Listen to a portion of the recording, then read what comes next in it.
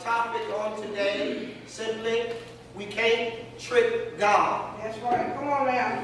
We can't trick God. Yes, sir. Yeah, Thank you, King. we can't trick God. So, I've looked over the sheepfold for these last 3 years, and I've looked at the people who have ran into Christ Believers Fellowship Church. I've looked at the ministers who come into Christ Believers Fellowship. I've looked at the parishioners, the congregation who come into Christ Believers Fellowship Church. And God shared with me this week that the blood, hallelujah, is going to be on you simply because they didn't recognize that they're hiding and trying to trick me. Come on now. Come on now.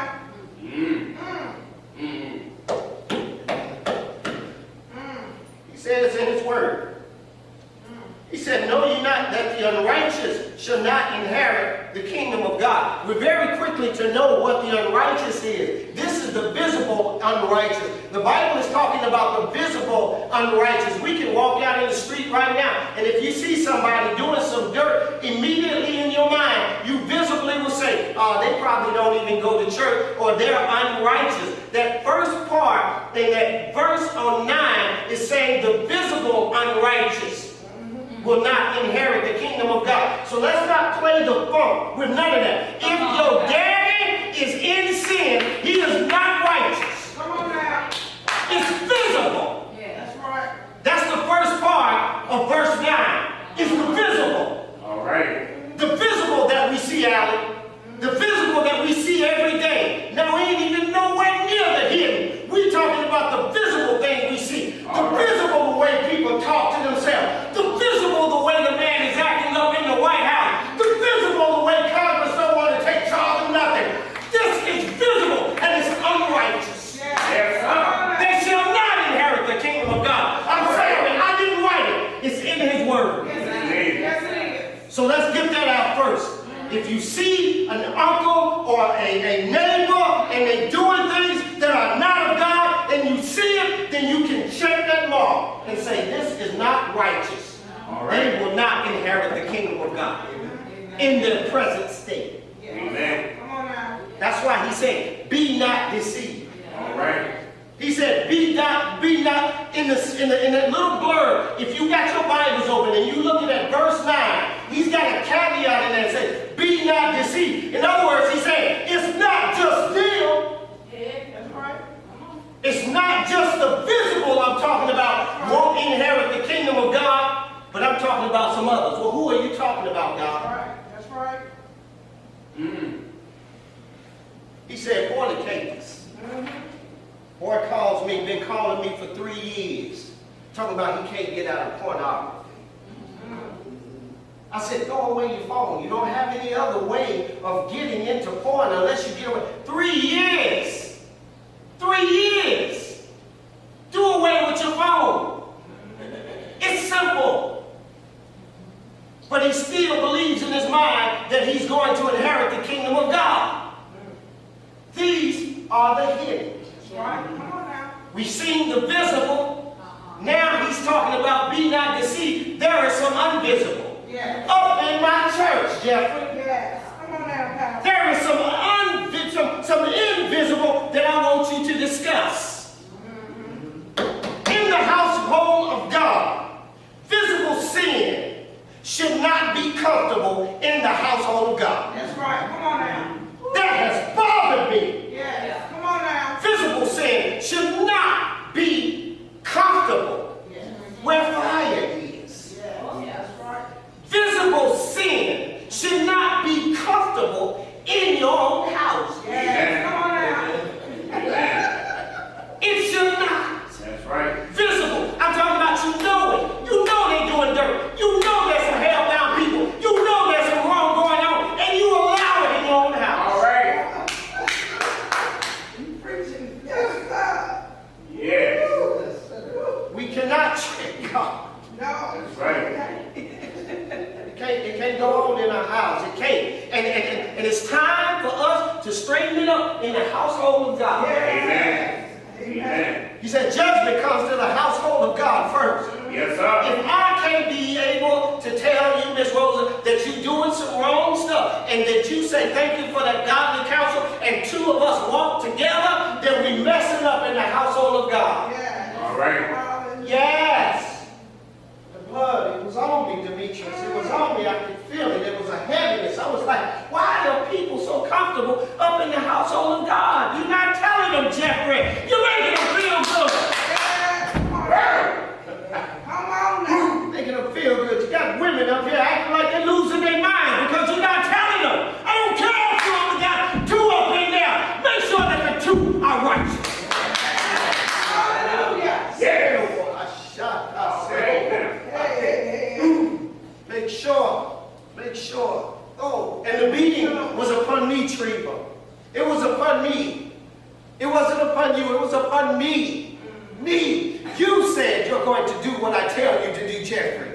You said you're going to follow me. You said you were going to lay everything else to the side. You said that you were going to follow Jesus, Jeffrey. You said you were going to proclaim it. Then proclaim him. Proclaim him. All right. Yes. Junior, you know when you're proclaiming Jesus, because the unrighteous can't be around you. That's right. Come on now. There's fire in every word that comes out of your mouth. There's a fire that comes forth. A love goes with it. Yes. Yes. Tell them, Jeffrey, that with whom the Lord loves, he chastens. Yes, he does. He does. You, in your own household, can chasten with love because God is love. Yes. Hallelujah. What do you mean for the babies who don't understand chastening and all of that? You can tell somebody that they're doing wrong in God. Yes. All right. Hallelujah. To not tell them is not of God. That's right. That's right. That's right. Woo. Thank you, Lord. That's Hallelujah. word. You're worried about people, they leave it, and you worried about people. Don't you know that I'm worried about the ones that's sitting down in front of you? That's who I'm worried about. I'm worried about all that other mess. I'm worried about the ones who are in front of you, the ones that are hearing what you are saying. Don't you misjudge what I'm telling you to say. Yes, Lord. Yes, Lord. Who speak, Lord? Nor idolaters. Idolaters. Making an idol out of the glass. Making an idol out of a picture of Jesus. Don't nobody know what Jesus looked like. That's right. Making an idol out of a movie that somebody created. Making an idol out of the symbol. Making an idol out of that. You don't need an idol on the outside. Drop it, Lord, because you truly have the truth on the inside. Don't you understand? I don't need an idol on the outside because I got the truth on the inside. You running up here and touching the cross and all of that, it's not going to mean a thing. That's right. All right. I love the dogma of the Catholics. God knows I do. I love their traditions and the smoke and the holy water and the whatever. But that means nothing if God is not on the inside. All Come right. on now. Come on now. Why ain't they being healed no more? Why ain't they being healed no more, God? Why is they still in wheelchairs? Why is they dying on their deathbed? Because we got idols on the outside, expecting the idols on the outside to do what I need to do on the inside. Oh, that's a word for somebody. Why isn't my family being healed, God? Because you got an idol on the outside. Yeah. Idolaters. More adulterers. What are adulterers, God? Somebody's wife, and they go and they sleep with somebody else's wife. Is there any other kind of adulterer, God? Yeah. Is you going to sleep with the enemy? What you mean going to sleep with the enemy, God? And you can adulterize me. Oh, God, what are you talking about? I can adulterize you when you are up in the house of the Lord on the Sunday, when Monday through Saturday you playing with the devil. You commit adultery. Yes. Right. Adultery against God.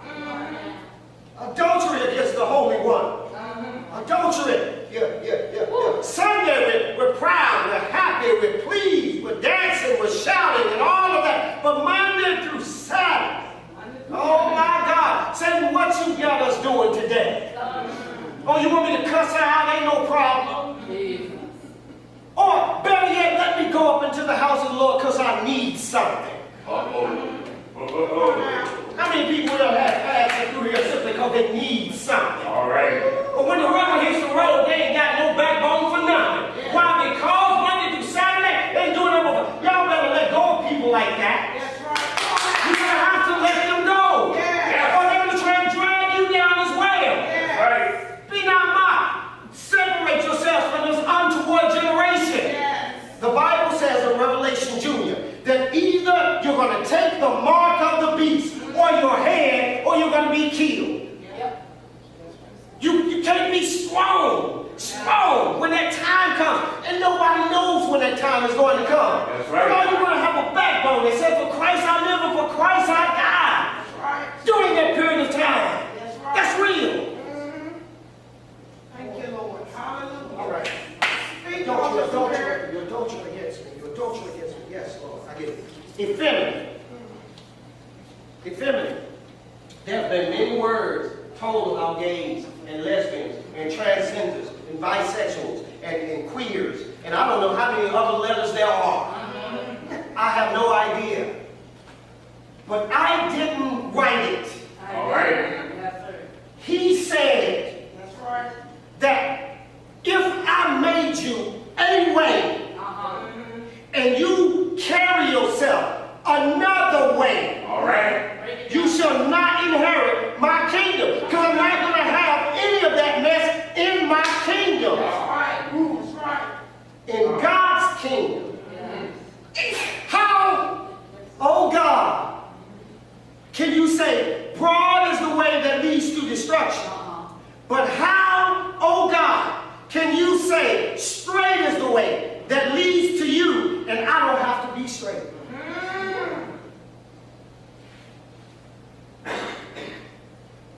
Effeminate will not inherit the kingdom of God. How do we deal with effeminate out in our world? You love them. Yes, sir. Amen. You love them with the love of God. Yes.